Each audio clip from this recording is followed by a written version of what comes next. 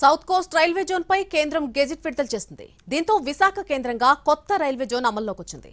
ఇంతకు railway zone ఏర్పాటులో విశాఖకు జరిగిన అన్యాయం ఏంటి?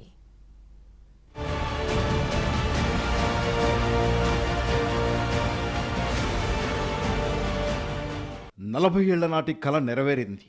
విశాఖ కేంద్రంగా సౌత్ కోస్ట్ రైల్వే జోన్ ఏర్పాటు చేస్తూ కేంద్ర ప్రభుత్వం గెజిట్ విడుదల చేసింది. రైల్వే చట్టం ప్రకారం జూన్ 1 నుంచి కార్యకలాపాలు ప్రారంభం కానున్నాయి. సమర్థవంతమైన పరిపాలన, అభివృద్ధిని వేగవంతం చేయడం లక్ష్యంగా east coast, south central railway జోన్లను విభజించి కొత్తగా సౌత్ కోస్ట్ రైల్వే జోన్ ఏర్పాటైంది. విశాఖపట్నంలో సౌత్ కోస్ట్ రైల్వే జోన్ ప్రధాన కార్యాలయం ఉంటుంది. అలాగే గుంతకల్లు, గుంటూరు, విజయవాడ డివిజన్లు దీని పరిధిలోకి వస్తాయి. వాల్తేరు డివిజన్ను 2 భాగాలుగా విభజిస్తున్నారు. ఒక భాగాన్ని విశాఖపట్నం డివిజన్గా, రెండో భాగాన్ని రాయగడ డివిజన్గా ఏర్పాటు చేస్తున్నారు.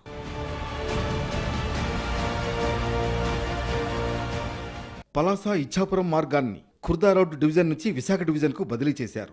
సౌత్ కోస్ట్ రైల్వే జోన్ ఏర్పాటు వల్ల రైల్వే మార్గాల నిర్వహణ, ఆపరేషన్లు మరింత సులభం కానున్నాయి.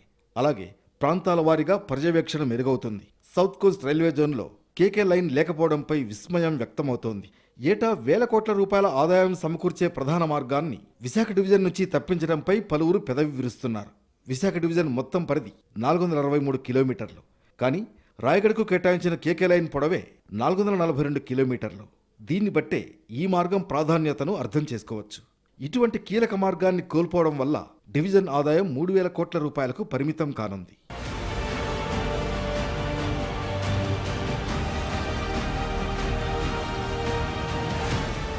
కార్గో, టూరిజం పరంగా కీలకమైన కేకే లైన్ విషయంలో కూటమి ఎంపీలు కలిసి రాకపోవడం వల్లే కేంద్రంపై ఒత్తిడి తేలేకపోయామని ఆరోపించారు అరకు ఎంపీ తనుజా రాణి. ప్రతిపక్షంలో ఉన్న ఎంపీలు మాట్లాడుతున్నా కూడా ఈ రోజు గవర్నమెంట్ లో ఉన్న టీడీపీలో ఉన్న ఎంపీలు మాత్రం ఎవరు నోరిపోవడం నిజంగా ఆశ్చర్యం కలిగిస్తుంది.